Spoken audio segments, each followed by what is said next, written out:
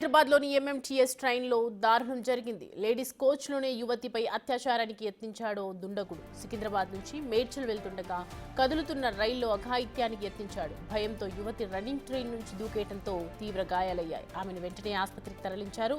2 రోజుల క్రితం జరిగిన సంఘటన ఆలస్యంగా వెలుగులోకి వచ్చింది.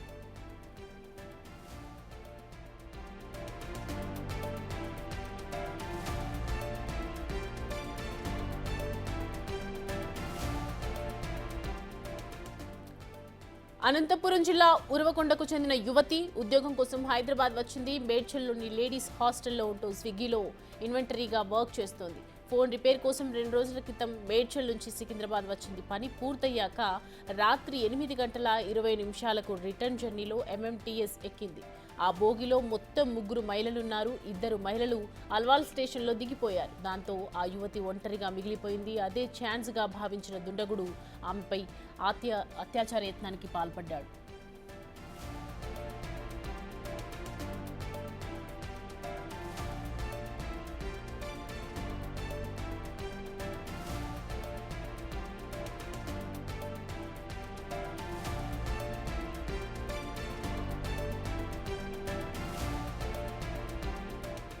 ఈ అంశానికి సంబంధించి పూర్తి డీటెయిల్స్ మా ప్రతినిధి సుజాత అందిస్తారు. సుజాత, ప్రజెంట్ చూస్తున్నాము ట్రైన్లో దారుణం చోటు చేసుకుంది. సో ట్రైన్లో మరి సీసీ కెమెరాస్ అవి ఏమీ లేవా? దుండగుడు ఎక్కడి నుంచి వచ్చాడు అసలు?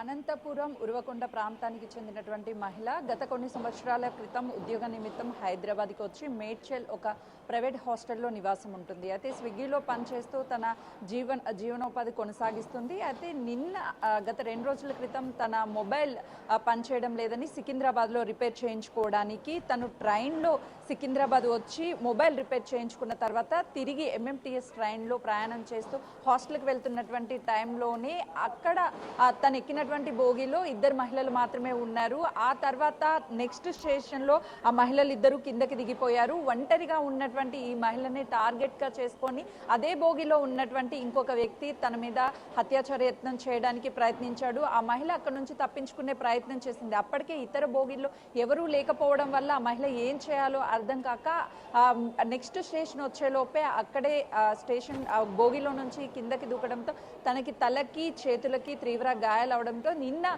గాంధీ హాస్పిటల్కి తీసుకొచ్చారు. రాత్రి తన టెస్టులన్నీ కూడా నిర్వహించారు. ఇప్పటికే ఈ కేసును నమోదు చేసుకున్నటువంటి సికింద్రాబాద్ పోలీసులు ఆ మహిళ నుంచి అన్ని వివరాలను కూడా సేకరించారు.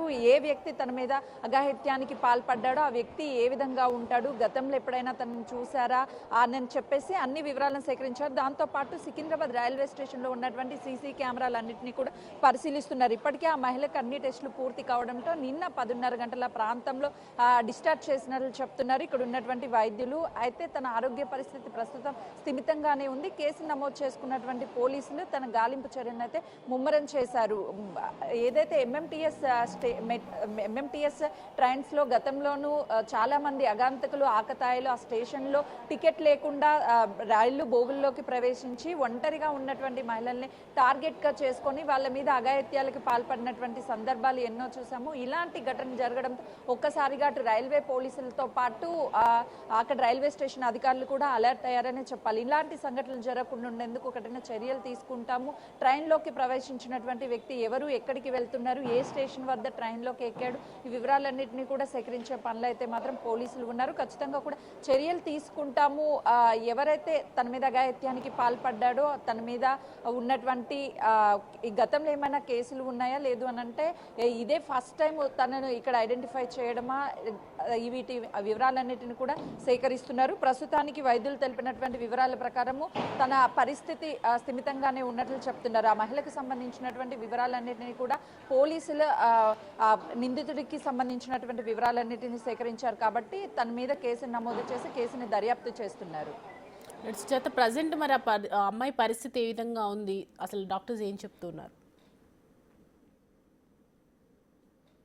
నిన్న 8:30 గంటల ప్రాంతంలో హాస్పిటల్కి తీసుకొచ్చారు. రాత్రి 10:30 గంటల వరకు కూడా తనకి అన్ని ట్రీట్మెంట్ చేయడము, తన నుంచి అన్ని టెస్టులు కూడా నిర్వహించారు. ప్రస్తుతం తన ఆరోగ్య పరిస్థితి స్థిమితంగా ఉండడంతోనే తనని డిశ్చార్జ్ చేసినట్లు తెలుస్తుంది. అయితే రన్నింగ్ ట్రైన్లో నుంచి కిందకి దూకడం వల్లే తనకి గాయాలయ్యాయి, తలకి చేతులకి గాయాలయ్యాయని చెప్తున్నారు.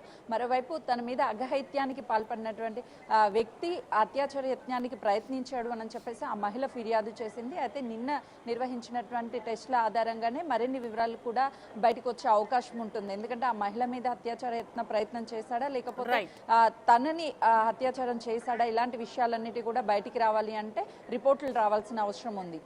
Right, thanks for the updates Sujatha.